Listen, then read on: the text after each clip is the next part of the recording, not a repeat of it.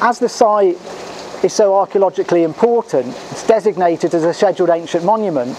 That means that any of the works that we're proposing to carry out to it need to be really carefully considered, using traditional craft skills and authentic materials to ensure that the historic integrity of the monument is maintained in perpetuity.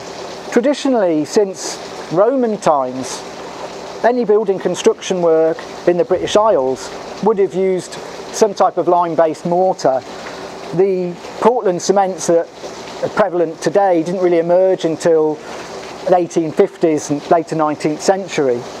So what Rennie and Blackwell and the navvies used in the early 1800s, we'll be using a similar material here of a hydraulic lime.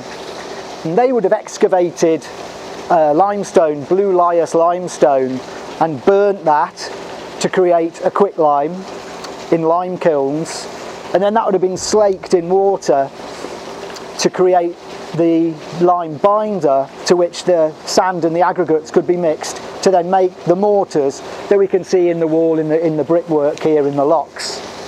So we'll be using a similar material that's compatible to the original.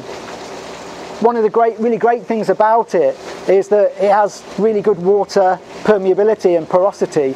So when we think about that in the context of a lock with the water levels going up and down, this really allows the walls of the structure to breathe and to free their water out, and for it not to be locked in, which can cause problems associated with the use of Portland cements.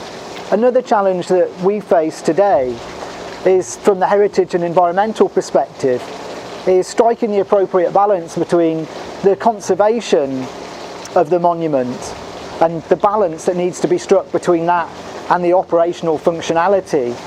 Obviously, a huge engineering structure like this, with all the water management, it never stops moving, and so therefore neither must we, in order to maintain it appropriately.